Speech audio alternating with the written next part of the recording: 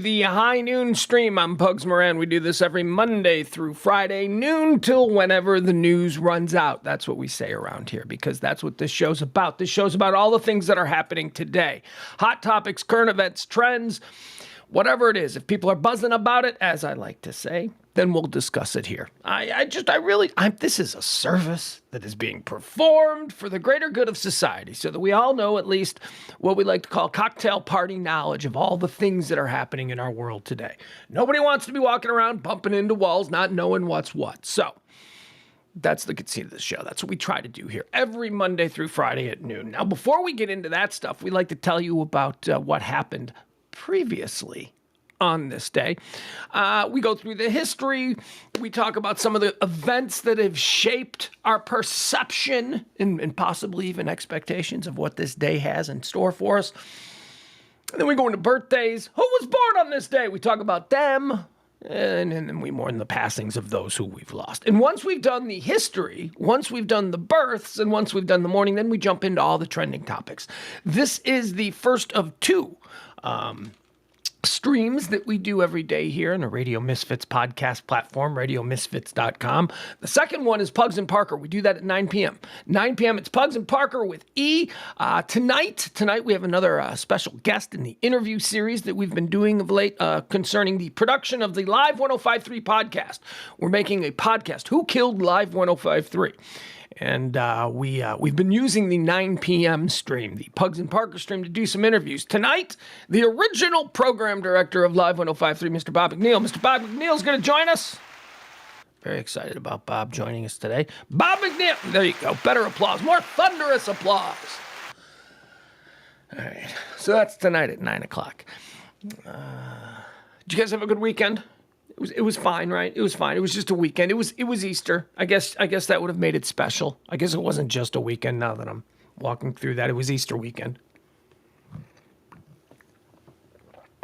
It was fine. Let's get into what today is. The Monday after Easter. Easter Monday. Do we call that? Is that a thing? Is Easter Monday a thing? It is high noon for the 10th day of April, year of our Lord, 2023. April 10th is the 100th day. 100 days! Oh, yay! Woo, we've hit the 100-day mark, ladies and gentlemen. 100 days into the year 20. How many days left? Huh? You know. You guys know. 265 days left. So get those New Year's Eve plans started. All right, let's go into the history of today, a little segment that we like to call Erstwhile on April the 10th. On this day in 1858, after the original Big Ben, Big Ben, the giant clock in London. On this day in 1858, after the original Big Ben, a 32,000-pound bell for the Palace of Westminster, it cracked during testing. So they recast it. And they made it 30. This is stupid. Why did I even listen? I don't know. Did I have a Big Ben story that I can't? I don't have a Big Ben story. On this day in 1865, American Civil War. This is a day after his surrender to Union forces. Confederate General Robert E. Lee addresses his troops for the very last time. Probably sounded a lot like... Thank you. On this day in 1866, the American Society for the Prevention of Cruelty to Animals, the ASPCA, is founded in New York City by Henry Berg. Henry Berg. ASPCA, we're okay with them, right? It's PETA we don't like. It's PETA. PETA made it weird. We all like animals. We're all like animals are cool. We should probably be nicer to animals, and maybe we go about this in a reason. And then PETA came in and made it all weird, right? But the ASPCA, we're okay with them? I think we are. I think I am anyway. Are you? I am. ASPCA. Happy birthday to you. It's PETA. PETA made it weird. PETA started giving like leather belts faces and throwing blood on people in fur coats. PETA made it weird. And now we can't even be unified on the idea that we should all be nice to dogs and cats and stuff, because PETA wants us to be nice to spiders and shit too, and that's like a bridge too far. ASPCA, they kept it real. PETA made it weird. On this day in 1912, isn't this interesting? On this day in 1912, the RMS Titanic set sail from Southampton, England, on her maiden voyage. Spoiler alert. It's going to be her only voyage, too. Hey, I think later in the week we might be hearing more news about the Titanic. I don't know, just an inkling that I got. But it was on this day in 1912 when she set sail. Everybody's on the docks. They're all waving. And like all the fancy people on the Titanic, because it was an important boat. It was like the first, it was like you had to be cool if you were on the Titanic that time. They're like, yeah, we're so much cooler than you. Like I said, stay tuned, because later in the week, I'm sure we're going to have some updates on the Titanic. On this day in 1970. Oh, no, we don't have to jump that far ahead. Oh, my God. Hold on. I'm not going to let it happen. Hiccups are coming. I can feel them. The pressure is right here, and it's like an air bubble. So I've got to try. Occasionally I have to battle hiccups live on the air. It's like a knife fight to the death. I always win, though. I mean, I win unless the hiccups' goal is to just disrupt the show. If that's the hiccups' goal, to just disrupt the show, then the hiccups win every time, because they do, like they're doing now. But I ultimately win in that I can suppress them in order to continue doing the show. But now that I'm thinking about it, I don't think that's the goal of the hiccups. I think they were just trying. Let's move on. On this day in 1916, the Professional Golfers Association, the PGA, is created in New York City. The PGA, could care less. Not a PGA, not a golf guy. All my friends are golf guys. I'm not a golf guy. I'll ride in the cart, I'll make pithy comments, but not for 18 holes. That's too long. I'm not going to do it for 18 holes. Couple holes. I'll ride around with you. And then if there's a bar or something, I don't know, I'll go hang out there, or maybe I'll just go home. But I'm not a big golf guy. I don't know the PGA. I even know some pro golfers, and because I'm not into it, they're just like dudes I know. It may as well be like a dentist or. Anyway, on this day in 1970, Paul McCartney announces that he is leaving the Beatles for personal and professional reasons. Oh, the day the music died. No, not exactly. But so on this day, Paul McCartney made it official. He left the Beatles, and it's the Beatles. They broke up, and the whole world was all beside themselves. Here's my problem with this, okay? Now, I'm a big Beatles fan. I love the Beatles. Huge Beatles fan. Love all the Beatles individually. There isn't any, there's not like, yeah, I like 3 of them, but that 4th guy sucks. No, it's not like that. It's like every single individual Beatle I have some affection for some reason, right? For something that they've done or accomplished. Whatever. I like them all. But even within the group, I have certain loyalties, and one of my loyalties is to George. And George, who I believe was the greatest of the solo Beatles, George was so disrespected and so held back that it even reflected itself in the breakup of the Beatles. On this day in 1970, it's officially recognized as the day Paul McCartney quit the Beatles and the Beatles officially broke up. But George had left the band weeks earlier, and nobody noticed. Nobody cared. Nobody cared. George was like, I'm out. Beatles are broken up. Weeks earlier. And the Beatles, for a couple weeks, are like, we can go on without George. And then on this day, Paul left. And at that point, it was George gone and Paul gone. So they're like, the Beatles are broken up. But it's Paul who, either takes the blame or gets the credit. Whatever. All right. So on this day in 1998, the Good Friday Agreement is signed in Northern Ireland, essentially putting an end to the troubles that had been wreaking havoc across the region of Northern Ireland since the 1960s. You see the movie Belfast? You know the movie Belfast? Okay, so you know those issues that they were dealing with in Belfast? Okay, so that was the start. On this day in 1998 is when they finally finished it. The Good Friday Agreement signed in Northern Ireland. Let's go into some birthdays. Some people born on this day. Let's see here. Born on this day in 1915, Harry Morgan. Harry Morgan, he was Colonel Potter from MASH. We talked about him the other day. Why did we talk about him the other day? It was probably somebody else from MASH's birthday. We made mention of it. Oh, yeah. One of those also rans. One of the BJ Honeycuts or not Trapper. I don't know which one it was. One of those guys. One of the non-Hawkeyes. The reason I talked about Hawkeye was the guy who stayed, right? Hawkeye, we know Hawkeye. He was on MASH the whole time. We know Hot Lips. She was on MASH the whole time. I think. I don't know. Jamie Farr, right? Klinger, he was on. But, then we got like a couple of sidekicks to Hawkeye. Yeah, you BJ, you had your Trapper. Then there were also a couple of sidekicks to Hot Lips. You had your Winchester, you had your Frank Burns. There was also like the revolving door with the captains or the commanders or whoever it was, the guys in charge. And I think it was McLean Stevenson who was first, right? McLean Stevenson, and then he left like MASH was like the biggest show in the world. And he's like, I'm going to go be a movie star. And he left. And nothing happened. They killed him in the helicopter, right? Isn't that how they ended the McLean Stevenson? What was his name? What was his character's name? I don't know. Whatever. Anyway, he was replaced by Potter. He was replaced by Harry Morgan. Harry Morgan, born on this day in 1950. Born on this day in 1921, Chuck Connors, American baseball player and actor. Now, I don't watch gay porn often, but the one time that I did, it starred Chuck Connors. Yeah, Chuck Connors. Born on this day in 1921, The Rifleman. Ooh, yeah, he made gay porn. He made a gay porn. I guess he was a broke ass actor, and he just desperately needed money. So he made like a black and white 1958 gay porno movie that was like circulating back in the 90s. And this is before deep fakes. So don't even. It was him. It's The Rifleman. He's he's totally in rifle. Chuck Connors played the Rifleman. He was also a baseball player.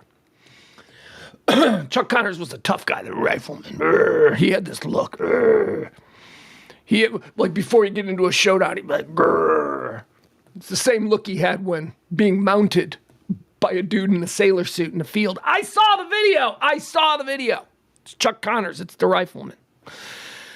Not judging. I'm just saying, what a shame. What a shame that if Chuck Connors, the Rifleman, was a gay man. What a shame that he couldn't live his life as freely and as openly as maybe he could have had he been born a couple of decades later. I'm just saying. Chuck Connors. Maybe he was just gay for pay. I don't know. That was a thing. Is it a thing?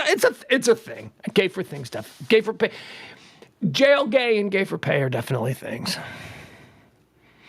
Although I will say this, there are some guys who could never gay for pay. They could never. So maybe you gotta have. Maybe, I don't know what it is. Anyway, Chuck Connors, he was in a gay movie. Like before gay movies were cool. Now they're cool. But back then it wasn't cool. And, like I said, it's totally him. It's fun. And it's funny because of the Rifleman. The Rifleman. You see him, Moving on. Born on this day in 1929, Liz Sheridan. Liz Sheridan was born in this. But who's Liz Sheridan? Liz Sheridan was I'm just mentioning her because she was Jerry Seinfeld's mom in Seinfeld. She was mom. She was funny. She was mom. Max von Sydow, also born on this day in 1929. He's a Swedish and French actor. He's been in a lot of stuff. Max von Sydow draft. I don't think so. We're not going to do a Max von Sydow draft. Ain't nobody got time for a Max von Sydow draft. Born on this day in 1936, John Madden, American football player, coach, and sportscaster. Died in 2021. The great John Madden. Who doesn't love John Madden? John Madden. What can I say about John Madden?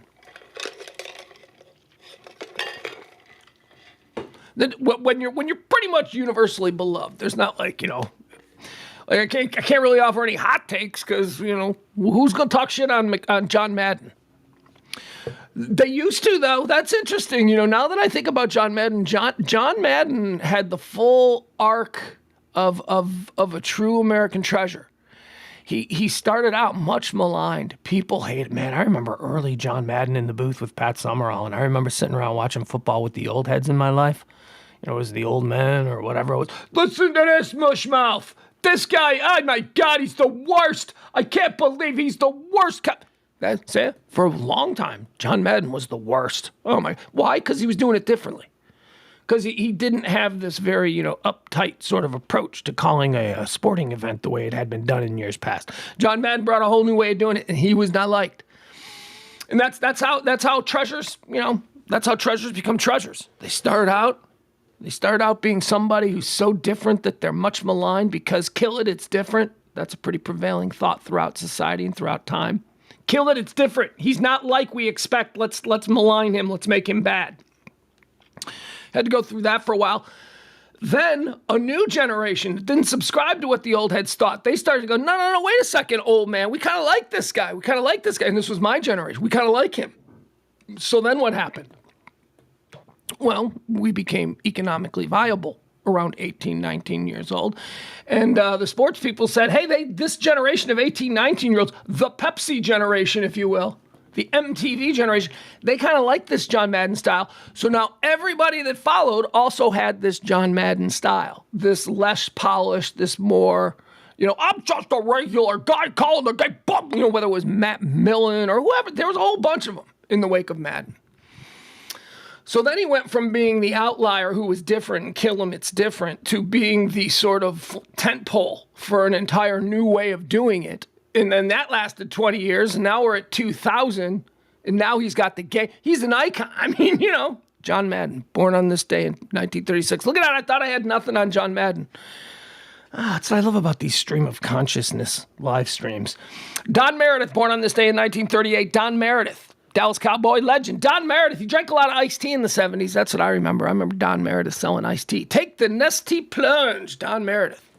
Born on this day in 1952, one of the funniest comedians in the history. I'm telling you, I'm pretty sure. I call him a comedian, and you might be like, what? He's not a comedian. I'm not entirely sure that this dude ain't an Andy Kaufman bit. Happy birthday to Steven Seagal. Steven Seagal celebrating a birthday. Seriously, line it up. Line up Steven Seagal's career with the death of Andy Kaufman. I'm just saying.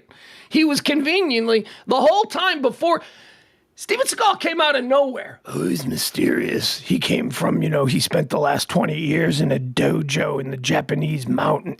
Stuff like that, He's in a bowling league with the Dalai Lama. All these really mysterious, clouded backstory. Nobody really knew where Steven Seagal came from. He's Andy Kaufman. That's an Andy Kaufman bit, Steven Seagal. I know technically we're going to celebrate his birthday as being born today in 1952, but I think Steven Seagal was born the day Andy Kaufman died. I think that's what's going on here. Born on this day in 1959, Brian Setzer. Stray Cat Strut, right? Brian Setzer. Brian Setzer Orchestra. I like Brian Setzer. He really dropped anchor in that whole 1950s thing. He carried that, because in the 80s it was interesting. It's like, oh, look at the Stray Cats. They're dressed like it's 1955. How cool, how interesting.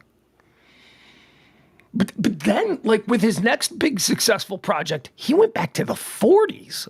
He dropped back even further and went with a big band orchestra kind of thing, and it was the Brian Setzer Orchestra. And that was very cool. I saw the Brian Setzer Orchestra. That was very cool. What's he doing now? Is he singing through a megaphone? Hello, my bang, bang. I mean, if every, Brian Setzer just keeps going back. Is he playing Victorian chamber music now? How far back does Brian Setzer go with every album? Born on this day in 1950, Born on this day in 1975, David Harbour. Officer Sloppy Pants. From Stranger Things. Can't think of his name. I like David Harbour. He played an evil Santa Claus in a movie I watched with my kid. You know what it was called. It wasn't Bad Santa. I think it was Evil Santa. I don't know, something like that. It was kind of enjoyable. The 13-year-old enjoyed it. I don't know. It was fine. David Harbour, American actor, born on this day in 1975. Born on this day in 1980, Charlie Hunnam, English actor. I don't know what happened to Charlie Hunnam. Charlie Hunnam, I would have bought, if there was stock, if you could buy stock in actors, I would have bought stock in Charlie Hunnam. Round about 2013, I'd have bought stock. Charlie Hunnam was Jax on Sons of Anarchy. I thought Jax was going to be a movie star. I thought, you know what, he's going to be the next Brad Pitt, he's going to do whatever. And part of that was because he was English. Jax Teller on Sons of Anarchy was a white trash biker from the inland country of California, right? Call that the Inland Empire area of California. He's white trash, California white trash, Central California desert white trash, biker, meth criminal. That's what. But he was a proper English gentleman. I mean, when you'd hear him interviewed, I'd be like, oh man, that dude, he's an actor because he can do. I don't know. Come to learn in the years since that apparently every English person can do a dead-on American accent. Not the same as Americans. We're not all American. I can't do a dead-on English accent, but you know what I'm saying? Charlie Hunnam, Jax Teller, he did nothing. He did nothing. He should be winning Oscars by this point. He should be Ryan Reynolds type category at this point, and he's not. He's not. I don't know what happened there. Charlie Hunnam, born on this day in 1980, born exactly 1 year later. Born exactly 1 year after Charlie Hunnam, Jax Teller, a guy who I would have bought stock in, comes another guy I would have bought stock in, Michael Pitt. Michael Pitt, I would have gone completely flat broke. I would have lost all my money on Michael Pitt. Michael Pitt was very much like Charlie Hunnam. Charlie Hunnam, of course, Jax Teller from Sons of Anarchy. Michael Pitt played Jimmy Darmody on Boardwalk Empire. I don't know if you watched the first couple seasons of Boardwalk Empire, but Jimmy Darmody was the main character. And I'm looking at this young actor, this Michael Pitt. I'm like, this guy's good. This guy's going places. Look at him. He's handsome. Is he related to Brad Pitt? The first, I'm like, is he Brad Pitt's brother? Because, that wasn't out of the question. He did nothing. Michael Pitt did nothing after Boardwalk Empire. You know what he did? Got arrested a couple months ago for, having a breakdown on a street corner in Brooklyn. That's what I know about Michael Pitt. Well, happy birthday to you, Michael Pitt. Happy birthday to you, Charlie Hunnam, too. Get on the stick, Charlie Hunnam. Michael Pitt, I don't know if there's any coming back. You might have some real issues there. But Jax Teller, come on, man. You were on Sons of Anarchy. You should be doing bigger movies. You should be a bigger star, is all I'm saying. Born on this day in 1984. Oh, just a delightful man, Mandy Moore. Mandy Moore, born on this day in 1984. How adorable is she? Good Lord. What is she now? What is Mandy Moore? Mandy Moore is, 39? Is that what we're looking at? Okay. All right, that's fine. She's a grown-ass woman. Mandy Moore, so cute. Is she still cute? I don't even know what Mandy Moore looks like. Because when I think of Mandy Moore, she's 39 now. I'm probably thinking of 24, 25-year-old Mandy Moore. She was adorable. Happy birthday, Mandy Moore. Born on this day in 1984. Born on this day 4 years later in 1988, Haley Joel Osment. American actor. He was the kid. He was that cute little kid in Sixth Sense. And now it's very disturbing to see him because he didn't do a whole lot. He didn't do a whole lot between being a little kid and being, the normal dude that he grew into.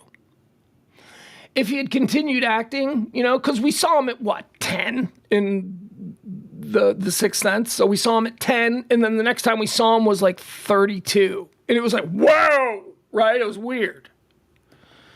Maybe if he'd have done something at 15 and we'd have seen him at 19 and then again at 25. You know what I mean? If it was just a little shocking when all of a sudden little Haley Joel Osment showed up and he looked exactly like Chastity Bono.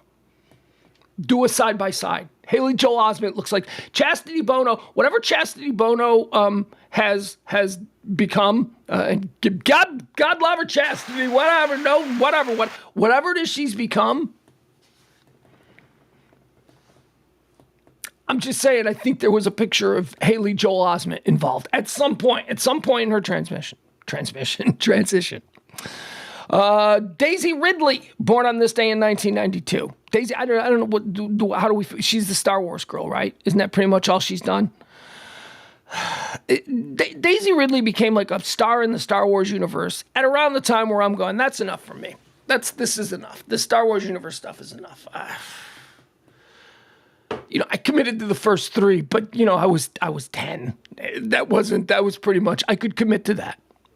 And then all of a sudden, there just come Andor, Mandalorians, but I have no idea what I'm watching. There's too much stuff. Here's what I will say about Daisy Ridley. Every time I look at her, I go, man, Hollywood is operating a clone factory. Hollywood is just creating, it's like Hollywood punched in all of the information for Keira Knightley and then punched in all the information for Natalie Portman, and they crushed them together and they produced a Daisy Ridley. Daisy Ridley looks like they took Keira Knightley and Natalie Portman and just went and crushed them together and went, and now look what we got. They're all 3 are beautiful. I'm just saying they're all the same kind of thing. I think Keira Knightley is a Natalie Portman clone who was created for one of them Star Wars movies. And did you know that in one of them Star Wars movies, Keira Knightley plays Queen Amidala or whoever Natalie Portman plays, she plays her body double. You know how like an unknown Keira Knightley before she was famous. I think she got famous for what, Bend It Like Beckham, but whatever. She was one of Natalie Portman as Queen Amidala's ladies in waiting, and she was the one that when she had to meet people, she would pose as, you know what I mean? Like Saddam Hussein would have double. Yeah. So there you go. So I think Keira Knightley was created by a Hollywood clone lab for the movie Star Wars, and now they keep pumping them out. They already had the rights to the template because they made Keira Knightley. So that's why they made a Daisy Ridley. It all makes sense now. All right, let's go into some deaths. Who died on this day? Some people whose passings we are going to mourn. I would be so good in the QAnon world. Like if that was something that I really said, you know what? I'm gonna get up in there and I'm gonna hang with these people. I'm gonna vibe with these people. I got some things for them. I think I'd do well in that world. I think I do better than doing a daily stream where I try and keep it right down the middle and solicit tips from people who are willing to help support the show. I think I'd probably do better than that. So I don't know. Do I sell out my soul to just go completely? Because I really do. I think the clone talk. I think I've got some evidence of it that those people would really dig. Let's go into some deaths. Dead on this day in 1962. Oh, so we already did a Beatles thing. Dead on this day in 1962, Stuart Sutcliffe. Stu Sutcliffe, Scottish artist and musician. He was a member of... it gets dicey. Stu Sutcliffe played with the Beatles when they were doing their Hamburg stuff, when they did 6 years, in Hamburg. And, that's the other thing. I heard this conversation the other day, and I'm not sure where I heard it.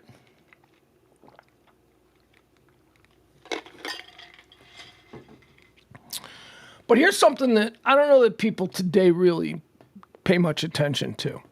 But when the Beatles broke in America, and they started playing these crazy giant concerts in front of all of these, one of the things that real musicians and people in the industry recognized right away was that the freaking Beatles were a tight band. They couldn't hear anything because they were playing to 30,000 screaming fans and they were singing over "Batting Next," the public address systems that these old-timey stadiums had. But the Beatles got really good, man. They got really good playing. And why did they do that? Because they spent 6 years playing in the clubs of Hamburg, Germany, to drunken sailors every single night. They became a super polished, super effective, crowd-pleasing bar band. That's why when they broke, it was like, man, these guys are actually good. They're not just, the latest pop sensation. They were good. And Stu Sutcliffe, who died on this day in 1962, was a part of that. Stu Sutcliffe was an art school friend of John Lennon.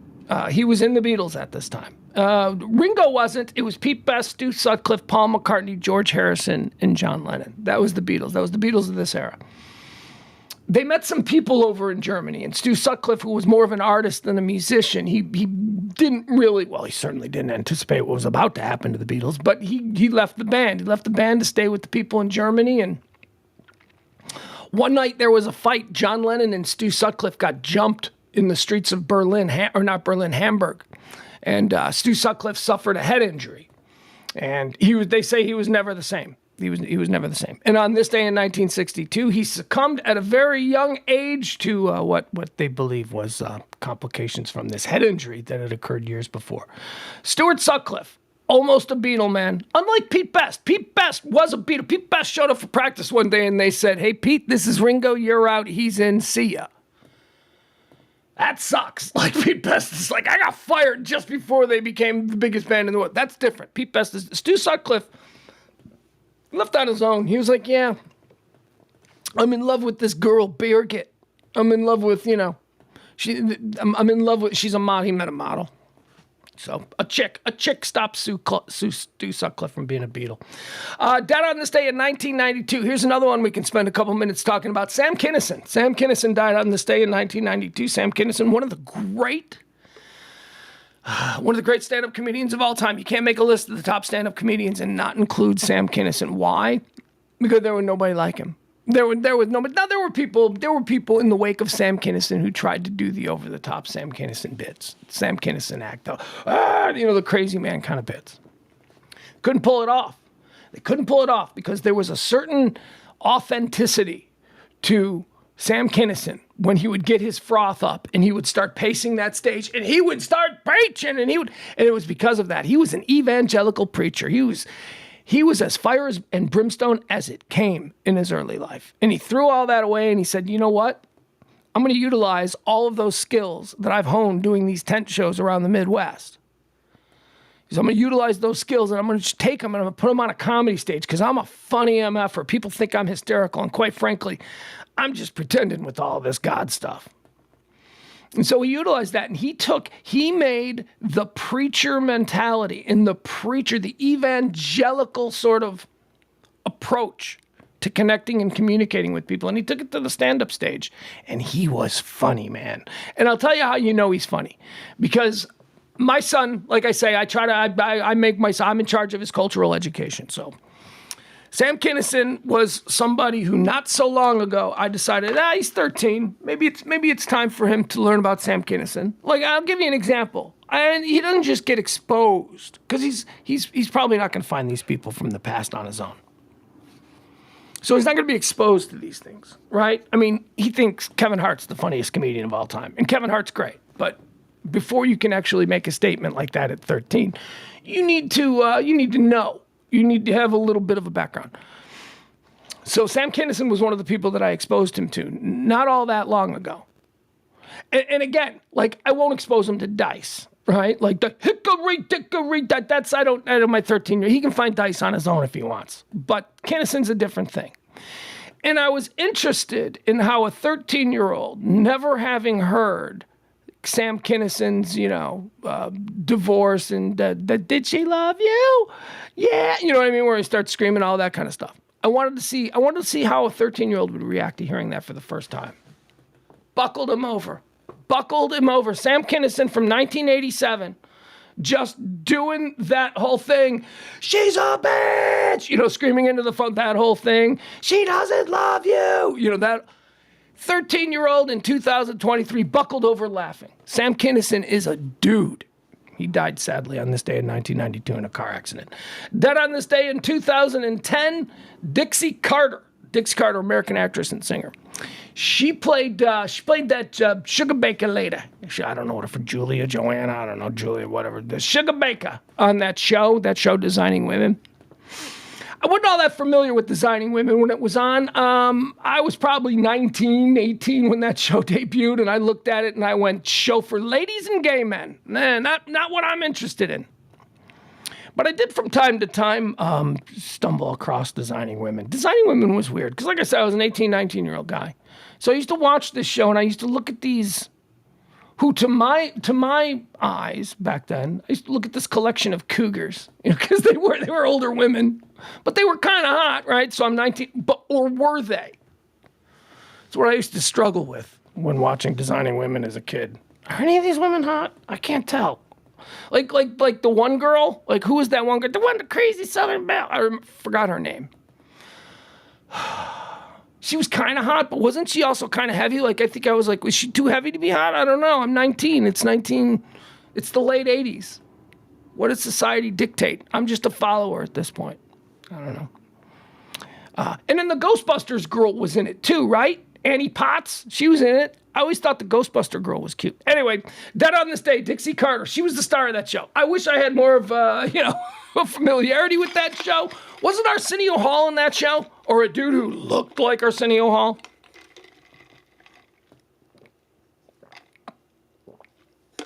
I don't know. I got no idea. All right. That's going to do it. That's Erstwhile on April the 10th. Those are all the things that have occurred on this day in history. Delta Burke. There you go. Al says Delta Burke. What was she hot though? I mean, I know what you're saying. She had all the, at 18, 19 years old, I had a little box, a little sheet, and I had to check boxes. And any number of the boxes that I would need to check to come to a conclusion that Delta Burke was hot got checked. But I still don't know. I'm looking at her, I'm like, is she hot? She looks hot. She's pretty. She's got nice hair. Looks like she's got big boobs. You know, I don't know. I just don't know. I think I was very conflicted with designing women. It was. Barney says she was hot on First and 10. Who? Delta Burke? Al says the gay guy was in Mannequin. The gay guy? There was a gay guy on Designing Women? Oh, is that the Arsenio Hall guy? The guy who I thought was Arsenio Hall? If you pass by really quick, you'd go, that guy looks like Arsenio Hall. He did. I'm sorry. What do they all look like? No. Meshack Taylor. I can't believe I just came up with that guy's name. Meshack Taylor looked like Arsenio Hall. And I believe Arsenio Hall even did a bit on it, on a show, I think on April Fool's Day one year. I think Meshack Taylor was the host. And something like that. I remember something weird like that. All right, let's get into what's trending today, because we have to start off on a serious note, because there's been another big shooting. Louisville is the big story that's trending at this hour. Louisville, Kentucky, out in front of a bank there, right across the street from the Louisville Slugger Center, which is a stadium in downtown Louisville. Louisville's a cool city, man. Cool city. I really like Kentucky. I do. I mean, don't be sleeping on Kentucky. I know there's parts of Kentucky, like, you know, if you watch Justified, that's Eastern Kentucky. Western Kentucky from Lexington through Louisville, that's some good country there. That's beautiful. The drive from Louisville to Lexington, Kentucky is a straight shot. And you drive along, it looks like one continuous horse farm between Louisville and Kentucky. It's just, you know, you see when you drive by horse farms and when you see them depicted in movies, it's just these long, beautiful white fences that go on for miles and miles and miles. And there's someone riding a horse and it's just gorgeous stuff. That is the drive from Louisville to Lexington. It is absolutely good. Horse country. It's so beautiful. Well, they had a tragedy this morning. I'm not entirely sure of all of the details. Here's what we know about the Louisville bank shooting today. We know that 5 are dead. One of them is the shooter. As of noon, when we signed on here, we were not sure if the shooter had died in a fight with police or if he had taken his own life. We know that there are 4 citizens who are dead at this Louisville bank. The chief of police there in Louisville says that 2 police officers were shot. Don't have, you know what I'm going to do? I'm going to see if I can get whatever the latest is here, because as I'm realizing, this is all, you know, like an hour old at this point. And this is an unfolding story. Shooter is believed to have been a previous bank employee. So, yeah. So maybe a grudge thing, right? Like maybe he got, let's see what this is. Okay, so here's a relatively new story. It is portraying him as a former employee. Bank bloodbath, downtown Louisville, active shooting updates, 5 dead, 8 injured in gun horror at Old National Bank in Kentucky. 5 people, including a gunman, are dead and 8 others are injured following a mass shooting at a bank building in Louisville. Police responded to gunfire inside the Old National Bank on East Main Street in downtown Louisville, Kentucky at around 8:40 a.m. Monday morning. You know, it's just all the stuff. Just the pictures of, you know, police in the streets with, you know. A witness who was inside the building told WHAS WAS 11, they said a man with a long assault rifle fired multiple shots inside the bank on the first floor near the conference room area. He just started firing, the startled witness said. I didn't see his face. We were in the conference room. Whoever was next to me got shot. There's blood all over me. The shooter, who authorities have not identified, was dead once officers arrived on the scene. Okay, so that's something we didn't know an hour ago. So he was not killed by police. Looks to be self-inflicted. We do not know exactly the circumstances of his death. Okay, so we do not know exactly the circumstances of his death at this time. Metro Police Chief Paul Humphrey said. Chief Humphrey confirmed that responding officers exchanged gunfire with the suspect. However, it's unclear if the shooter died from a self-inflicted gunshot wound or during the shootout with police. But that's not what it says earlier in the story. Here's what it says earlier in the story. The shooter, who authorities haven't identified, was dead once officers arrived on the scene. But then it goes on to say, Chief Humphrey confirmed that responding officers exchanged gunfire with the suspect. I thought he was dead at the scene. How is it that you say he was dead at the scene when the officers arrived, but then there was a shootout between, were they shooting a dead guy? What is this about? So that's interesting. Chief Humphrey confirmed that responding officers exchanged gunfire with the suspect. However, it's unclear if the shooter died from a self-inflicted gunshot wound or during the shootout with police. Earlier in the story, they say the shooter was dead once officers arrived on the scene. I don't know. Is the scene in this context the immediate area hovering over the dead body? Is that because, I don't know. That's interesting, though. Anyway, that's happening in Louisville right now, and as they say, developing ... China. China is also trending today. I mean, we can cover it, we can show you, but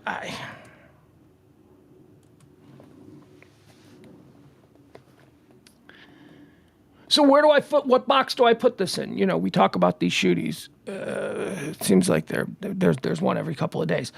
And I always like to say, so I look at these shootings and I put them in a box in my head. I have two boxes.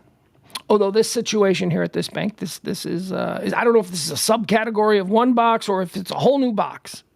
This is actually kind of a throwback mass shooting, if you look at it. So the boxes that I have are, the first box is, there's been a shooting at the mall in the food court. No, there's an active shooter alert for, Cambridge Mall in North Dakota or wherever, right? So there's that one. And that one is almost always gang violence. That one is almost always just, that happened between two teenagers in the shootout in the food court. Okay, so there's that. So there's that box. Whenever I hear of these shootings, there's that box. There's like, is this just violent crime among violent criminals who are just... And then there's the second box. The second box is the guy who, stands up in the movie theater and just starts killing people indiscriminately. I want to kill people! That's the second box that I've created for mass shooters and how I process them. This is a throwback box. This is a box that I didn't think... before we called it mass shooters or an active shooter alert, we used to just call it going postal. We would say, oh, he went postal. Going postal was... meant to, you walked into your workplace and you started killing people because that's where these things originated from. These were all workplace shooters. These were all people who had a grudge. So it's not just the random violence of like gangbangers feeling disrespected and shooting it out at the in front of the Sparrow, right? So it's not that, but it's also not political or ideological or just a crazy person who wants to kill a bunch of people. It's also not that. There's a connection here. This person has snapped, so there's definitely a mental thing. I don't know. This is like that throwback workplace shooter, it sounds like. Now, if he had no connection to the bank and he just walked into the bank and he just wanted to kill people and create carnage, that would go into the carnage box. That would go into the I can't understand this one, this is a real problem box.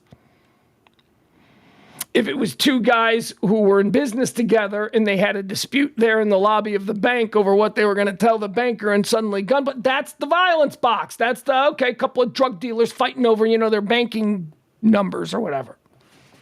So I don't know. So I don't know what this one is. This one is kind of a throwback one. If in fact it turns out that he was a disgruntled former employee. We ain't seen these since going back to the mid-90s, gotta say.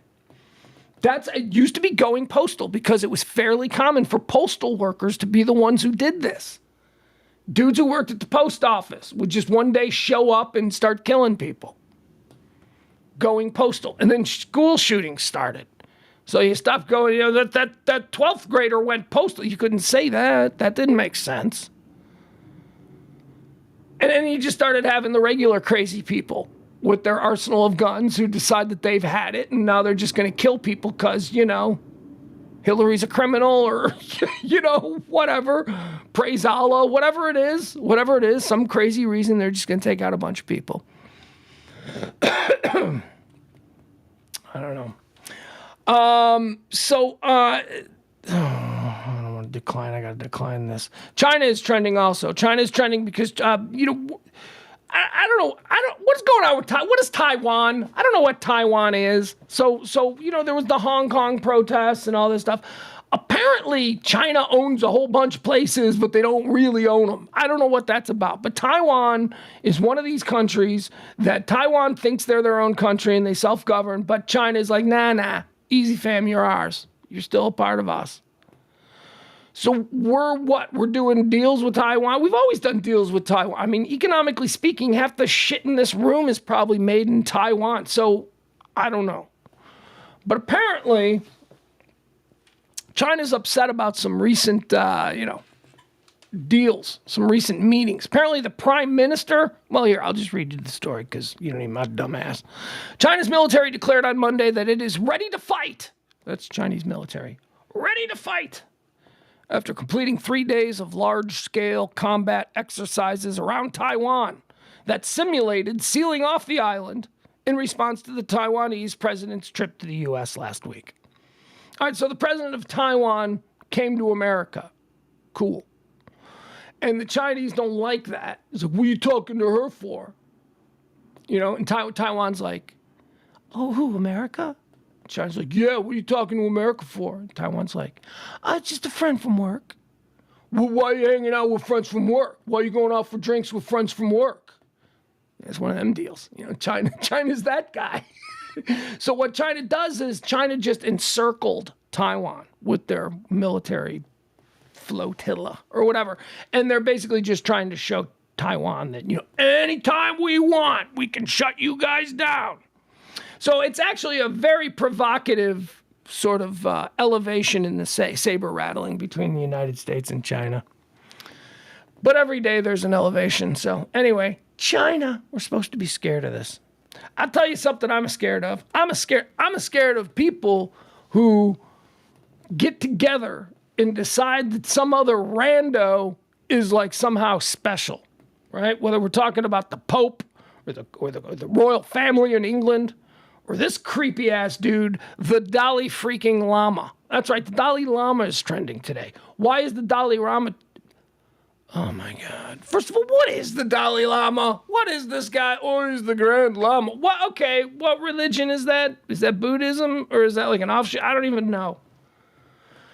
I don't know. And what's his deal? He's got to live in the mountain. Like, I imagine he lives like in a tree fort on top of this like mountain, this mystical mountain. I don't even know what's going on. I've seen depictions of, like you've got to go to the Lama and the people climbing steps. I don't know. Let's be honest. He probably lives in a suite at the Four Seasons in Paris. That's probably where the Dalai Lama actually sleeps. I don't know what he is. Here's what I know. I know he ain't what people say he is. I know he ain't what Richard Gere says he is. All these Hollywood people, the Dalai Lama, I paid $10,000 to have the Dalai Lama come to a dinner party. Well, first of all, it's probably more than $10,000 now that I think about it. But yeah, you know what I mean? Like, that's a whole thing. Dalai Lama, okay, so maybe it's not even his fault. Like, imagine, like, isn't the Dalai Lama a thing from birth? So, like, from the moment he was born, it's like, you're special. So he's obviously twisted, and he's weird. He's not a normal guy. I always use this example. You couldn't go on a family vacation with the Dalai Lama. Like, you couldn't sit in the back seat with the Dalai Lama on a $2,000-mile cross-country car ride. You couldn't. He'd drive you nuts. He'd be so irritating because he's the Dalai Lama. If the Dalai Lama doesn't like the song that's playing, he's going to demand that the song be turned off. And it doesn't matter if it's his turn or not to pick the song on the long car ride. He's going to be a dick about it because he's the Dalai Lama. So he's broken. We know he's broken. We know that anybody who's, raised in that environment, treated like you're a gift from God, yeah, you're going to be broken. You're going to be an asshole. Even if your whole brand is to not be an asshole, you're still going to be an asshole because there's no way. You're not operating through the lens that the rest of us do. Freaking Dalai Lama. So you know what he did? You know why he's trending? Fucking weirdo. It's just a weirdo. All right, so the Dalai Lama is trending because back in February, and this video has just been made public, back in February, the Dalai Lama was meeting with all these little kids, like 6, 7, 8-year-old kids. In one of them comes up to give him a hug, right? So the Dalai Lama's like, yeah, I'll hug you. So the Dalai Lama gives the kid a hug back. And then the Dalai Lama wants the kid to kiss him on the cheek. So the kid kisses the Dalai Lama on the cheek. Then the Dalai Lama, like any dude in a bar at closing time, the Dalai Lama's getting the go sign. So the Dalai Lama goes on the lips. And so the little boy kisses the Dalai Lama on the lips. Then the Dalai Lama sticks his tongue out, places it towards the little boy's mouth, and asks the little boy to suck his tongue, at which point he leans in and the little boy is leaning in to suck his tongue, and the video stops. We don't get to see anymore. Freaking Dalai Lama right there in front of like cameras and everything is tongue kissing a 6-year-old little boy. The fuck? Here, we'll watch it. I'll show it to you. Weirdo. And he probably, in the moment, he's like, there's nothing wrong with this. A little boy sucking on an elderly man's tongue. Fuck. What is this guy getting away with? What is this guy? Seriously. That's so weird. Can the Dalai Lama have girlfriends? That's a very big thing with me in religions. If the head of your religion can't, take advantage of being the head of the religion, then I don't want to, what are we doing? All right, so here, I'll show you the Dalai Lama. Oh man, how far down did I go? I'm sorry. Hold on. What? Oh, I've been having trouble with this nonsense. Okay, here we go. We'll watch this weird ass video of the Dalai Lama. Ugh. Sorry guys, I'm watching now. All right. You may have already seen it. It's all over the place. All right, here you go. Look. Yeah, you got to blur the kid's face out. So here he is. We'll just watch it. Yeah, he gives me a kiss on the lip. It's so fun. So would you like to come back to my apartment and see my art? I've got a fantastic... Now he's looking at him, he's sizing him up, he's stroking his chest. I want you to suck my tongue. And the boy goes in for it. Look at what's going on. And then they cut. Why did they cut it? The Dalai Lama got his tongue sucked by a little boy, didn't he? Fudge. That's some weird. He's apologizing too. Sorry for making the little boy suck my tongue. Look at this creeper.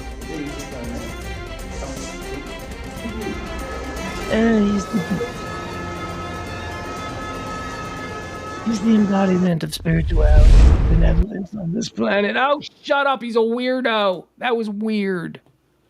Yeah, I know. Dalai Lama. All right. Mexico is trending. Mexico is trending because it's becoming a popular narrative with certain people. I'm not going to say any names because we don't want to be divisive on this show, but I do think this is a very, very interesting conversation that's being had in some of the less serious corners of our American political system. So, we got the problems with the Mexican cartels and we got the problems with the fentanyl, and it's becoming a very popular conversation to have bombing Mexico. That's right. That's right. There is a whole bunch of people that want to bomb Mexico. Now, bomb Mexico is the way it's being put out there, but that's not really what I mean. The military actions, there's a very strong push now to ramp it up. Let's go. Let's Biden's letting the borders flood in. Let's go in there with some special forces team. Let's blow up some labs. Let's not even ask for Mexico's permission if we need to declare war on Mexico. That's interesting. I mean, I'd never really even considered war with Mexico. I mean, can you go to war with somebody who doesn't want to go to war with you? Like, is the Mexican government going to be like, what's this now? Are they going to be like, what? Yeah, I don't know. I don't know enough about the whole fentanyl thing. Here's what I know. You know what? I don't care. I don't care enough about that issue. That issue to me is not like one of the main ones. That's like one of those back burner issues But they're coming into our country. Yeah, well, they have been for my entire life. I don't know what to tell you. It's all right. It's fine. Everything seems fine. Everything seems fine is my point. I don't know. Yes, from time to time, bad things happen. Bad things happen, You could have just been waiting in line at the bank in Louisville, Kentucky this morning, and a bad thing could have happened. I mean, bad things happen. Random bad things happen to all of us. That's life. Life is dangerous. Let's see here. Writers' strike. There's a writers' strike looming in Hollywood, and they're all getting worried. Everybody's getting worried about what is the writers' strike going to look like now? And here's the thing. So, there was a big writer's strike, a Hollywood writer's strike back in 1988. And in 1988, it really disrupted everything. There was another writer's strike in the mid to late 90s. And what happened there? What did they learn from the 88 strike when they lost all this money? They decided that, hey, there is another direction we can go in. And boom, ladies and gentlemen, for the next 20 years, reality TV is pretty much all we get. So the whole reality TV boom came out of the 90s writer's strike. Because you didn't need union writers, you didn't need script writers, you didn't need creatives. You could just have producers, and it's reality. You could write narratives, but that doesn't fall under the purview of the Writers Guild. So, they were able to do that. So they were able to crank out these reality shows like Survivor, shows that made shit tons of money. So they didn't really care about the writer's strike. So eventually the writers came back and they were like, well, I guess we misplayed our hand here. And they were good. And then there was another writer's strike in 2013. And that was about the time when reality had been dying, but it upkicked reality yet again. They went back to that well. And now here we are in a completely different era of television, where it isn't just 3 networks and a couple of pay channels anymore. It's not just Dish Direct's got some channels. And no, now we are talking about the most fragmented landscape for creative writers and producers and directors that we've ever seen. How important are unions now watch what's going to happen. So if the writers go on strike, and I'm not taking a side, I'm just saying how I see this happening. If the writers go on strike, and all of a sudden nobody who's in the writers union is allowed to create content or write, we're going to start seeing, you can do this on your own. Have you seen some of the self-produced YouTube stuff and all that? I mean, I don't think we're going to go back to reality. I think we're going to see a whole nother kind of creative, scripting and all of that kind of stuff with people who are not in. My God, fine, writers, go on strike. I got a couple ideas for a TV show. Let's go. I'm not in any union. I can work. Because there's so much more opportunity and it's such a more do-it-yourself production landscape now. You don't really need the big studios who are all dug in going, we're not paying. You don't need that anymore. This will be interesting to see how this writer's strike plays out. I don't know. I do not think it will be good for the writers. I just don't. Halle Berry. Halle Berry is trending today. Halle Berry is trending because she created quite a stir over the weekend. Halle Berry, what is she, 57, I think? Something like that. Heard her referred to as the Blueprint, which I just think is such a great nickname. Wouldn't that be awesome? If your nickname was the Blueprint, that would be... Obviously, because, the connotation being that she is the blueprint for beauty, for a badass lady, for whatever it is, Halle Berry is the blueprint. Well, at her ripe old age, she is still one of the world's most beautiful women, and she just set the internet on fire this weekend. She Instagrammed a picture of herself hanging out on her balcony of her house, naked, drinking wine. Just naked Halle Berry hanging over her. We'll show it to you. We'll show you the picture. It's not like dirty naked. It's like classy naked. You know what I mean? It's not like Halle Berry's not like, yeah, drinking wine, blah. It's not like that. It's just it's a very classy, artistic kind of thing. Where is she? There we go. All right. She's worth looking at. I love Halle Berry. Some people, here's the deal. Some people didn't like it. Some people, this is why, because, you don't just take off because everybody loves you. You take off on the internet because some people are trolls and they're assholes. A lot of people didn't like it. You're too old. You're not aging gracefully. That whole thing. And they went after her. And then a whole bunch of celebrities came out of the woodwork and started going after the trolls. But here you go. Here's the picture. That's her. That's Halle Berry just enjoying her weekend. She's butt naked, hanging out on her balcony there. It's good to be the blueprint, man. She's 57 years old. She still looks amazing. And she's causing everybody to say, she's not aging gracefully. Fool, look at Madonna, okay? Look, let's focus on the ones who are obviously not aging gracefully. Halle Berry, have you seen her? I've seen her recently. She is aging wonderfully. She is a beautiful, sophisticated, elegant. She is the blueprint, bitch. And if she wants to drink some wine naked on her balcony at 57, let her do it. She's Halle freaking Berry. All right. OBJ is trending. That's Odell Beckham Jr. For those of you who are uninitiated, OBJ, I had hoped he was coming to the Cowboys. I know I have a 13-year-old son who was certainly hoping that he was going to end up with the Cowboys. He didn't. He's with the Ravens. He signed a one-year deal with the Ravens. And here's why he's trending. It is believed that OBJ might be somebody who could get Lamar back to the bargaining table. Lamar Jackson, former MVP quarterback, franchise quarterback on any team in the league, apparently, except for the Baltimore Ravens. Lamar Jackson is in a contract dispute with the Baltimore Ravens. He has no agent. He's doing it himself. They're at a stalemate. He has demanded a trade, a la the Aaron Rodgers situation, which is another cluster F. Anyway, the Ravens went out and signed OBJ, who based on what he did the 2 years previous with the Los Angeles Rams, I think he only played in 7 or 8 games, but he was quite instrumental in the Rams winning the Super Bowl that year. So the last time we saw him play, he was still sort of the OBJ that we want. So that's what they're banking on. They've not had a good receiver there in Baltimore. I mean, think about it. Think about how successful Lamar Jackson has been.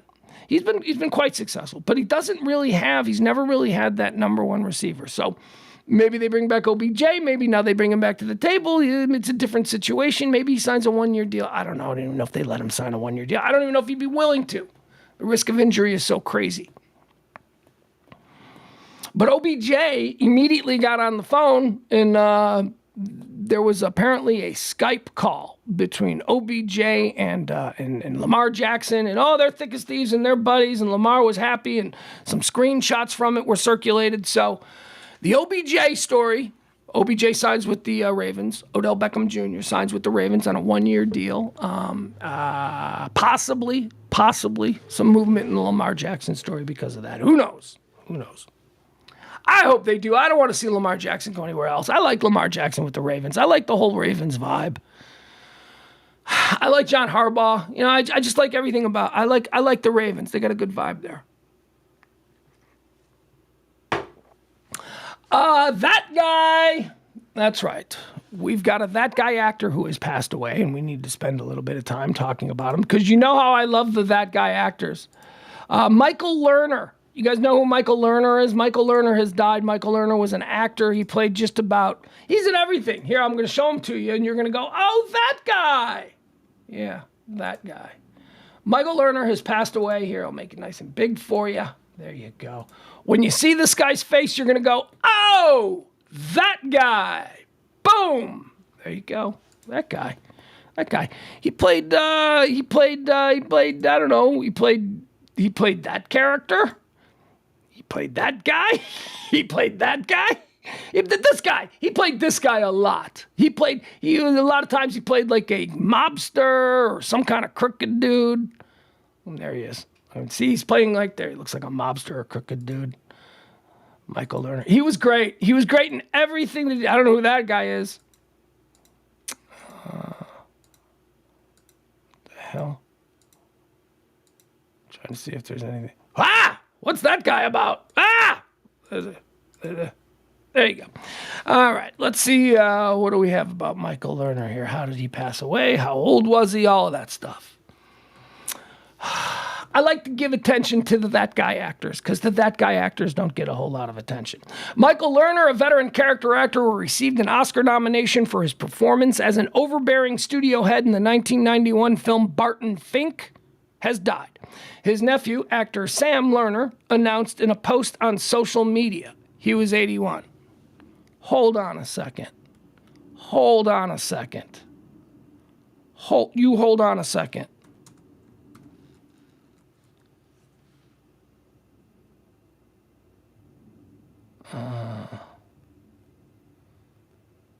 Wow. Okay. All right. So his nephew, do you remember, Schwartz on the Goldbergs? You guys watch the Goldbergs? That's his nephew. Okay. So that's Sam Lerner. This is Michael Lerner. I was like, when he said actor Sam Lerner, I'm like, isn't that the kid from the Goldbergs? Isn't that the friend? I used to like the Goldbergs. It says here, we lost a legend last night, Sam Lerner wrote on Instagram. It's hard to put into words how brilliant my Uncle Michael was and how influential he was to me. His stories always inspired me and made me fall in love with acting. He was the coolest, most confident, talented guy. And the fact that he was my blood will always make me feel special. Everyone that knows him knows how insane he was, in the best way. I'm so lucky that I got to spend so much time with him. And we're all lucky we can continue to watch his work for the rest of time. Rest in peace, Michael. Enjoy your unlimited Cuban cigars, comfy chairs, and endless movie marathons. No further details on Lerner's death were given. Blah, blah, blah. Michael Lerner was born in Brooklyn in 1941. So how old was he? So that would have made him 60, 59, 69, 79, 80, 81, 82? 82. With film and television credits dating to the 60s, Lerner's career in Hollywood spanned decades. His earliest work throughout the 60s and 70s included appearances on television shows like The Bob Newhart Show and MASH. All right, anyway, Michael Lerner. He's one of them that guys. Michael Lerner. Thank you so much, sir. One of them that guy actors. I was going to say gone too soon, but he was in his 80s. That is still too soon. Like, you should live into your 90s nowadays. Easily, you should make it to your 90s. Oh, hold on. I lost my page here. Where are we at? Okay. Raquel Welch. Raquel Welch is trending. She died a month ago. Raquel Welch. Hubba. One of the all-timers. Woo. Raquel Welch. We're learning how she died. Raquel Welch's cause of death is cardiac arrest. There's more to it, though. Raquel Welch's cause of death is cardiac arrest, as mentioned in her death certificate. But she'd also been battling Alzheimer's for quite a significant period of time. This could have played a role in Raquel Welch's cause of death. The Alzheimer's announcement came as a surprise to many, as her diagnosis had never been revealed to the public before. The actress's death was first confirmed by her representatives at Media4 Management. Okay, so we know that she died of cardiac arrest, but what we didn't know concerning the last, I don't know, it says here for a period of time, what could that mean, a year? More than a year? That she had been battling with Alzheimer's disease. Raquel Welch, Alzheimer's disease. Wow. Dwayne Haskins. Here's another one. This is another interesting one. Dwayne Haskins is trending today. Remember Dwayne Haskins? Dwayne Haskins was the quarterback out of Ohio State. I think he was drafted by... Who was he drafted by? Was he drafted by the Redskins? And didn't really pan out with the Redskins. Ended up with... did he have some troubles? I'm not entirely sure. Anyway, he was a backup with the Pittsburgh Steelers. And it was a year ago today that he was killed down in Florida while he was training with some other Steelers players during the offseason. The family now, we're getting more details. Like there'd been sketchy ass details about what exactly happened. Like originally it was, he was down there training and he must have been jogging along the freeway. And then it was, his car ran out of gas and he was running and he was struck from behind by a truck on the freeway crossing. Well, now it turns out that he was partying all night long, that he was out partying with, cousins and they were going to clubs and there was an incident and the family is now suing. So I'm going to read this to you. Mysterious death of NFL player develops new twist. The details surrounding the death of former Ohio State star and NFL quarterback Dwayne Haskins remains extremely murky. However, a new development could shed some light on the events that led to Haskins' death on April 9th, 2022. ESPN analyst Ryan Clark tweeted late Sunday night that sources told him a press release is expected to announce a civil lawsuit that will reveal the events that led up to Haskins' death. A civil lawsuit. So in Ryan Clark's tweet, does it say who is bringing it? Would it be the family of Haskins? Per sources close to the situation, an upcoming press release pertaining to the death of Haskins will detail a civil lawsuit into the events that led to Haskins' death exactly 1 year ago today. So what does that mean? A civil suit brought by who? The Haskins family against whoever caused the death? Or it doesn't say. This was an NFL player. Could the person who hit him be looking and bringing a civil suit? Maybe, these things happen. I don't know. I have no idea. Clark hinted that Haskins' death might have had an ominous aspect to it. Many questions remain unanswered, and evidence may indicate that Dwayne Haskins was somehow targeted, Clark tweeted. The civil suit will be pivotal in uncovering information that can lead to a clearer understanding of the events of that tragic night. I don't know. I hadn't really thought about it till today. I just thought he got run over crossing the street. Now it turns out there's a whole QAnon mystery behind the death of Dwayne Haskins, and it's being pushed out there by Ryan Clark, who is otherwise a pretty reasonable and incredible source for NFL news. Jeremy Renner was trending all weekend. I watched clips of it. Actually, I watched more than clips of it. I watched basically the whole thing. Jeremy Renner sat down with Diane Sawyer. Jeremy Renner, the actor, played Hawkeye in the Marvel films, was in The Hurt Locker. Really interesting guy. I'm telling you, Jeremy Renner, really interesting guy. Now, after I've watched this, it was never a big, Jeremy Renner was just a guy. He was just another guy. He was just another one of the Avengers. I liked Hurt Locker. He seems pretty cool. Like, I'd seen interviews with Jeremy Renner. I've always thought he seems pretty cool, but I don't really get it. I don't get why him. Why did Jeremy Renner get to be Hawkeye and why not a million other actors? You know what I mean? I didn't get the...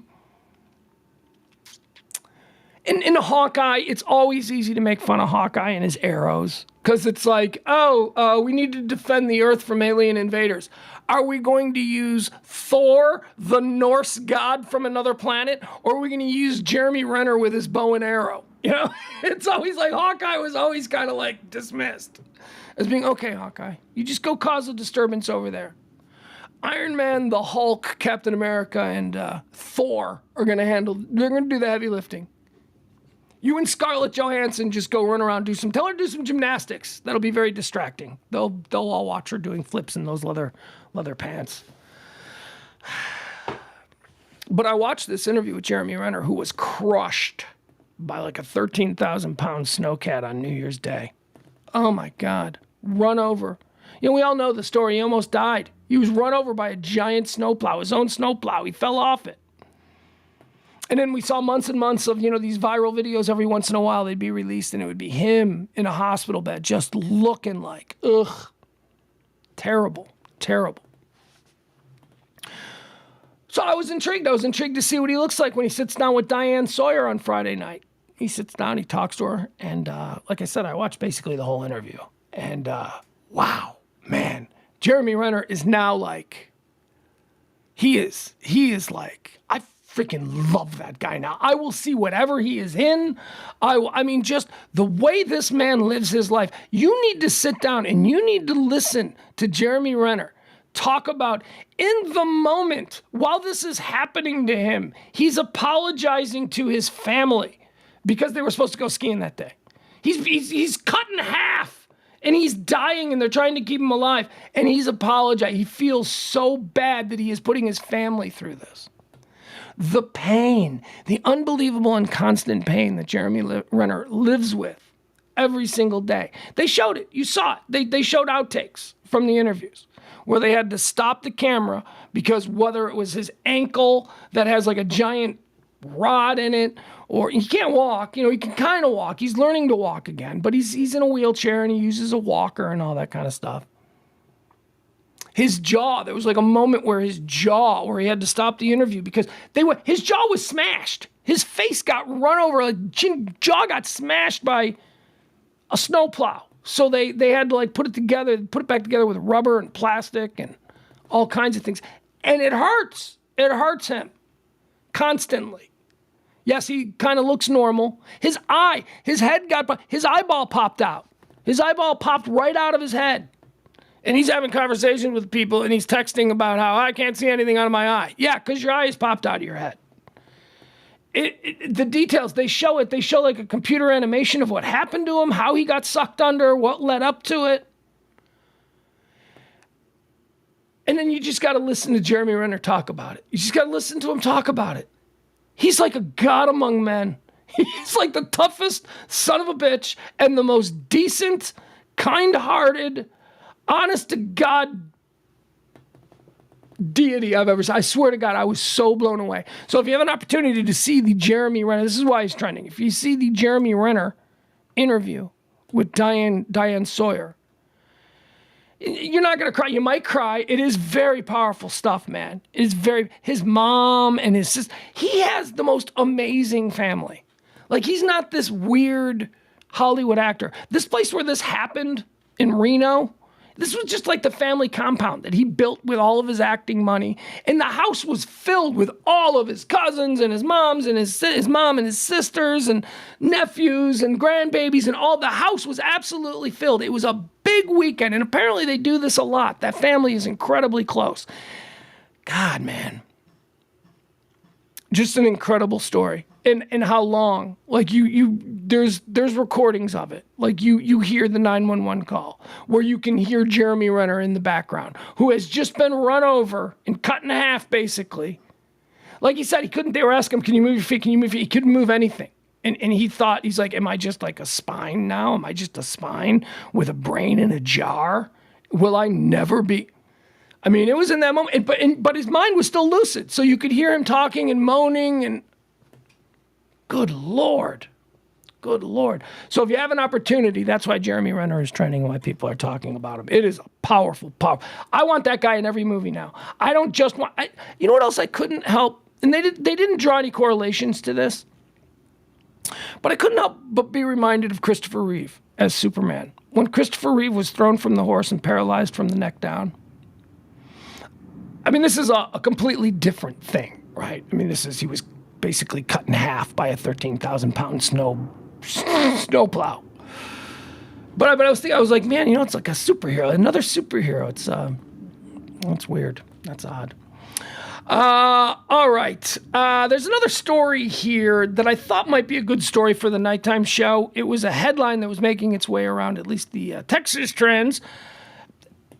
I don't know if I really want to go into it, but apparently down there in San Antonio, there's like a married 911 dispatcher who is going to get fired, or apparently is about to get fired because it turns out she had sex with a whole bunch of cops and it turned into a whole sex thing. We've covered stories like this. Apparently this is a thing within police departments where like all the cops do a female cop, and sometimes that female cop is married to another cop, and I don't know if the cop likes to. I don't know what it is. Just a weird, but it became public, and now are all getting in trouble. A Texas 911 dispatcher faces the axe after she was allegedly caught sexting 7 cops and having affairs with 2 of them after her husband discovered the sordid messages and shared them with her bosses. Crystal Perez, an overnight dispatcher at San Antonio's Bexar County Sheriff's Department, has been placed on leave over the sleazy messages, which saw her speak with both a sergeant and a deputy at length about their past trysts. That big scandal down there in San Antonio's police department. I don't want to go into it. Oh, wait, what'd she look like? Nah, never mind. I don't want to go into it. All right, we're about done. We're going to end this early today. I got a lot of stuff I got to do. But let's take a jump over to Twitter. Let's see what's happening. Let's see what's trending. All right, so why is Neil Young trending? Is Neil Young dead?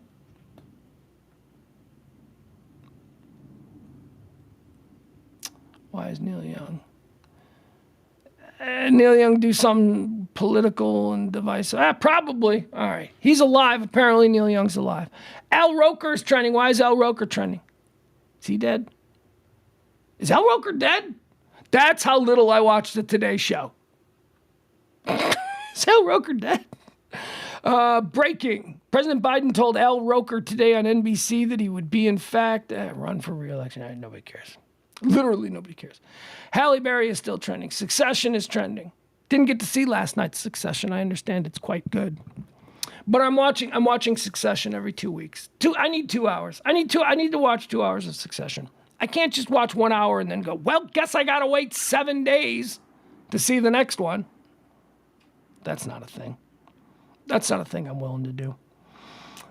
All right, there's nothing else. That's it. All right, guys, tonight, 9 o'clock, Pugs and Parker with E. We're going to be joined by the first program director in the history of Live 105.3, Bob McNeil. He'll be joining us. So come on by. That's just the latest installment in our ongoing, what are we calling it? Who Killed Live 105.3 interview series, a podcast coming. Tip the show if you can. That would be appreciated.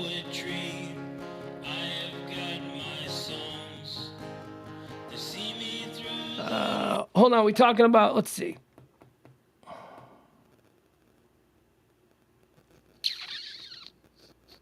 April says, doesn't sound like he will be able to act like he once did. Are you talking about Renner? Yeah, I don't know. I don't know how he's going to, I don't know how he does any, I mean, look, it's early. It is so early. This guy, he looked fantastic. He looked, moving around, if you told me that this guy was basically cut in half by a 13,000-pound snow plow 3 months ago, I'd be like, no way. So the progress that he has made, albeit nowhere near ready to play Hawkeye again, I don't know. What's it going to be in 2 years? I'll tell you another good example of this. A great example that we can look to here is Tracy Morgan. Tracy Morgan was really messed up too. Now, granted, different type of injuries and different, but Tracy Morgan almost died as well. And Tracy Morgan has slowly sort of come back. I don't know, although I've heard people say that Tracy Morgan is different. Like he's different. He's just different is what they say. He was always kind of different, but doesn't sound like well, you need to watch it. Yeah. All right, I got nothing else. There you go. I got nothing else. Help me to be strong. Help me to be strong. Like the dancing bear, trained to be the best. You know what I started watching this weekend? Shrinking on Apple TV. You guys know what Shrinking is? Shrinking, it's Jason Segel. Jason Segel from, How I Met Your Mother and Freaks and Geeks and, all that stuff. So it's Jason Segel, Harrison Ford, Jessica Williams from the Daily Show. Jessica Williams is really funny. Who else is in it? And there's a whole bunch of people in it. Anyway, it's about Jason Segel is a therapist, psychiatrist, and he works for Harrison Ford. And Harrison Ford's got this little practice, and he's got a couple of other doctors there, and Jason Segel's one of them. And it's really good. It's on Apple TV. Shrinking. It's really good. And here's what got me to watch it. I'd seen it, and I'm like, oh, Harrison Ford's doing TV. Okay, great. And he already did 1883 or not 1923, whatever it is. Okay, so Harrison Ford's a TV guy now. Fine. This is his latest thing, and he's kind of doing comedy. That's interesting. Maybe I'll check it out. That's how I felt about it for the first couple of weeks that it was out. But then I heard that it's Bill Lawrence and Brett Goldstein. Bill Lawrence and Brett Goldstein are the powerhouses behind Ted Lasso. And I'm like, this is from the Ted Lasso guys, Shrinking.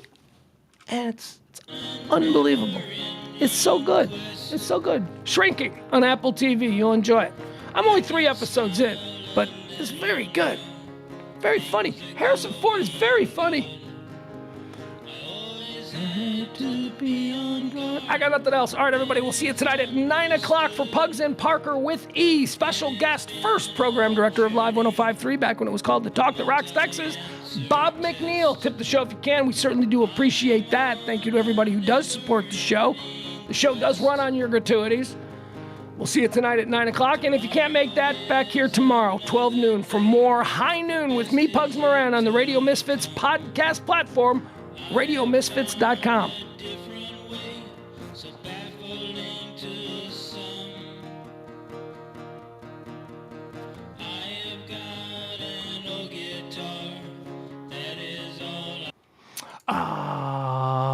Whitney, I will have you know my ankle is 100% back to normal. It's still, there's a little discoloring. It is tender occasionally when I run upstairs, but basically it's fine. Thank you for asking. I need